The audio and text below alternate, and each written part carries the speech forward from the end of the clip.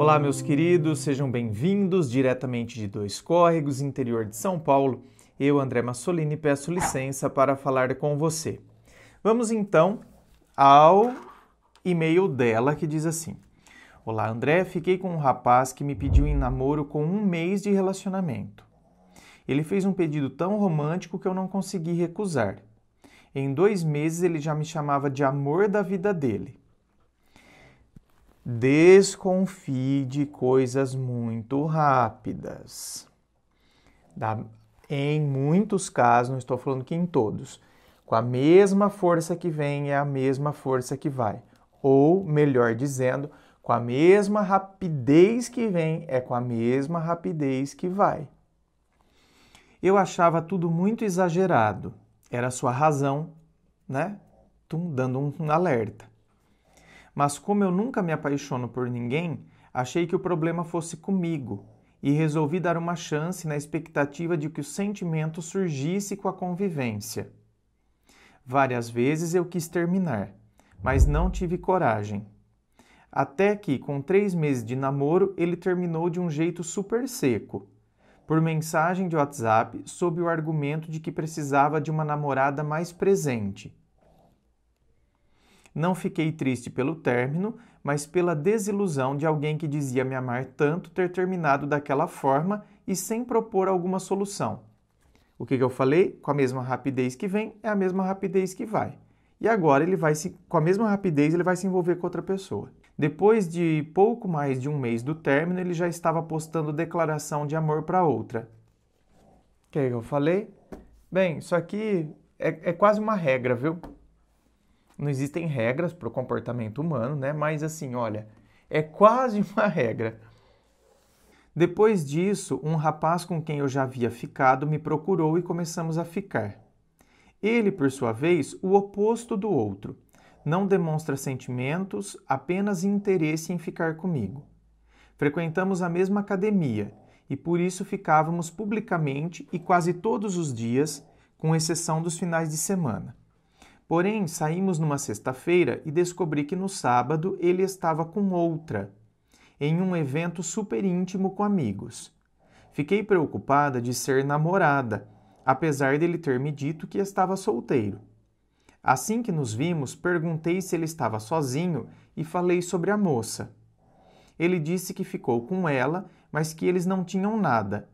Questionou o porquê da cobrança, já que nós não tínhamos nada. E eu disse que não era satisfação. Eu apenas precisava esclarecer se estava mesmo ficando com alguém livre, pois não ficaria com ele com essa dúvida.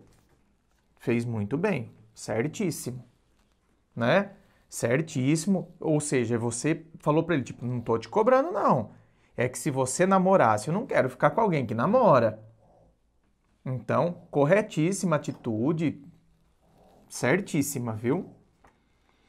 Mas ele falou que está solteiro, que é muito difícil ele ficar com alguém que ele diria, essa menina eu namoro. E, apesar de eu também ser difícil de me apaixonar, me senti diminuída com o jeito que ele falou. Para não parecer a ficante que cobra como se fosse namorada, eu disse que também não queria namorar. Mas ficou parecendo que eu só quero sexo e me senti mal por isso também. Você tá vendo? Olha o peso que às vezes recai sobre a mulher. Então, nesses casos. Minha querida, e se você quisesse só sexo também? Qual o problema? Então, você vê, para o homem, não tem problema. Ele, né, dar a entender que ele só quer sexo. Ou seja, não, é muito difícil eu ficar com uma menina que eu vou dizer para ela, eu vou namorar essa menina, né? Essa menina eu namoro. Essa foi a frase que ele disse. Então, quer dizer, para ele sair, ficar só na pegação, só na curtição, sexo com você, depois ele sai, fica com outra menina, depois ele tem sexo com ela também. Então, para ele não tem peso algum. Agora, para a mulher... Então, isso é um peso que as mulheres carregam até hoje. Para a mulher, se ela disser algo parecido, soa como se ela fosse bisca, né? Não presta. Essa daí não vale o feijão que come. Não é assim? galinha. Então, ainda hoje tem isso. E aí, a própria mulher, às vezes, acaba reproduzindo isso, tá vendo? Esse peso social é tão grande, e aqui não estou fazendo discursinho, não, é o que é. O peso social é tão grande, assim como quando eu falo de impotência sexual, que eu falo que existe esse peso em cima do homem, né? Que o homem precisa ser o garanhão, ele tem que funcionar, tem que estar, né, ali, ó, em ponto de bala. Então, não é discursinho. É o que é. Existem pesos sobre o homem, existem determinados pesos sobre a mulher, existem determinados pesos sobre gays. Entende? Então, cara, e esse peso é sobre a mulher. Tô falando isso porque tem gente que fala, ah, começou com discursinho, povo tonto. Então, meu anjo, tá vendo? Aí o fato de você dizer, não, eu também não quero, né? Como foi que você disse? Eu também não queria, eu também não quero namorar. De fato, qual o problema? Você, né, talvez não queira mesmo. Ah, eu me senti mal porque parece que eu só quero sexo, tal, não sei o quê. Quer dizer, ele fez tudo o que fez, falou, foi honesto. Não estou dizendo que ele está errado.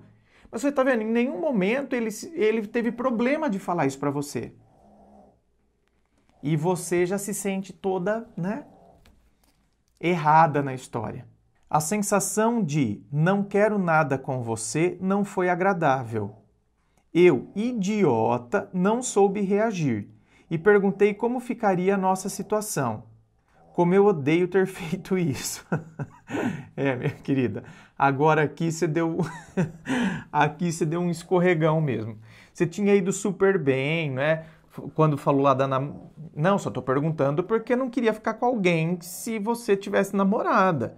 Então você foi super bem. Aí ele jogou essa, você ficou meio desnorteada, falou, já se sentiu mal e aí piorou a coisa. Como vai ficar a nossa situação? Ou seja, aí parece que você está falando meio que do tipo de relacionamento mesmo. Então, olha só, estava indo tão bem, aí no fim escorregou na banana, na casca de banana e escurrapachou no chão, bem. Ele disse que ficou um climão, mas que ia passar. Acho que me coloquei muito para baixo. Nem sei descrever em palavras como foi humilhante aquela conversa. Quero sua ajuda para entender como agir nessas situações. Primeiro eu namoro um cara só porque ele parecia apaixonado. Depois eu me envolvo com um cara que não quer relacionamento. E saber disso me deixa mal a ponto de eu me sentir humilhada em saber que ele está comigo só por ficar. Imagina, meu anjo, vai se sentir humilhada por saber que ele está com você só por ficar? Bom, se for para você se sentir humilhada, então é melhor você se afastar dele, certo? Porque se for para você se sentir usada, aí não vale a pena. Agora, se for para você, não, eu tô curtindo ficar com ele, mas também não quero, não tô criando expectativa, não quero namorar, eu sei que ele é esse galinhão aí e tal, só tô curtindo. Se for esse, pensamento leve, pensamento, entendeu? Ó, pensamento para frente, pensamento leve, não tem problema. Agora, se for para eu me sentir usada, se for para eu achar então que eu tô, não quero ser só um passatempo na mão de macho, então, meu bem, caia fora, porque assim, ó, ele foi super sincero com você, então disso você não pode reclamar. Ou seja, o cara não tá te usando e te iludindo. Ele te ilude para poder te usar, te ilude para poder te usar. Não, o cara foi super honesto, foi super sincero, tá jogando super real, super limpo. Então assim, ó, ele deixou claro, só que se isso te faz mal, você se distancia, se afasta e fala para ele que é melhor vocês manterem a amizade e tal, porque você não tá com um clima só para pegação agora. Pronto. E o fato de você falar isso, você não está se humilhando, ou seja, parece que eu estou me colocando para baixo, né? Eu não estou em clima, não estou em fase de pegação agora, então parece que eu estou falando para ele que eu queria namorar. Não, eu só acho que não é legal para mim isso agora nesse momento, não estou a fim de ficar só na pegação, estou procurando uma coisa mais séria, né? Só isso. Normal, assim como ele foi honesto, você é honesta com ele também. Ou não precisa falar nada, meu anjo. Simplesmente se afaste. Né? Comece a arranjar desculpas, comece, sabe? simplesmente se afaste. Às vezes não precisa falar. Você não tem nada com o cara, eu acho que a gente deve uma satisfação, tal, quando a gente tem alguma coisa com a pessoa, né?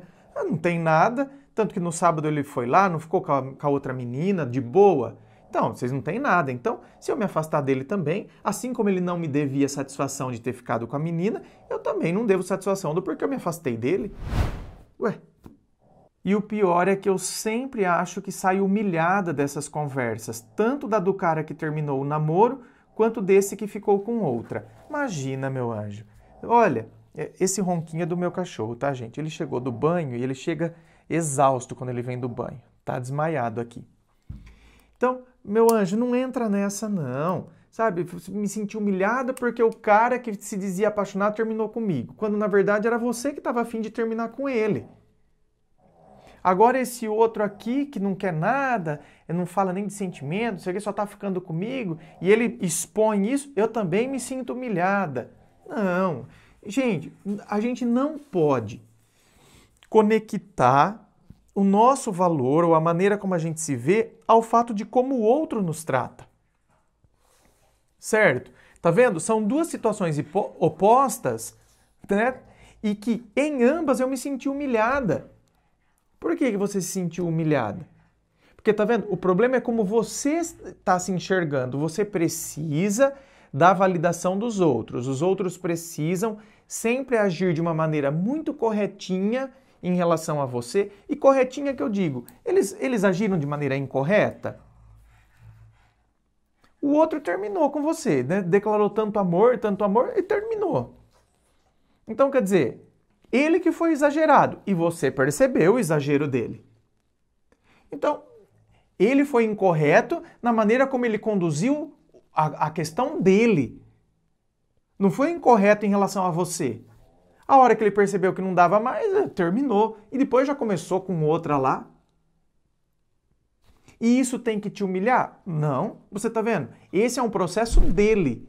Então, o processo que ele conduz as coisas não pode fazer com que eu me sinta para baixo. Como se, então, para eu me sentir bem, ele tivesse que estar sempre me colocando num pedestal. Então, se a pessoa faz alguma coisa que parece que eu estou em segundo plano, eu me coloco à margem da minha própria vida.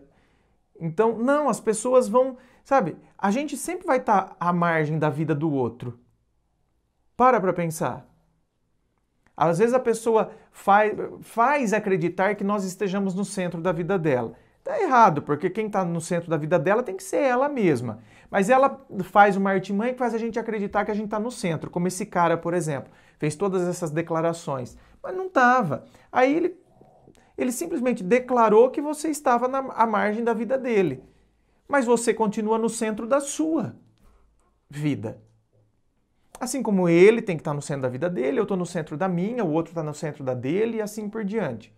Então vamos desvincular essas coisas, senão qualquer pessoa que fizer qualquer coisa que a gente considera que a pessoa então nos colocou à margem, nos colocou em segundo plano, a gente se sente humilhado, rebaixado. E aí não vai dar certo, né? Então a gente vai sempre estar precisando da validação do outro para a gente se sentir bem. E isso, né, não é legal. Eu precisar que o outro sempre me coloque como prioridade ou que, sabe, esteja sempre fazendo as coisas por mim e que, enfim, né? Não vai dar certo esse tipo de pensamento, certo? Senão a gente vai constantemente se sentir humilhado.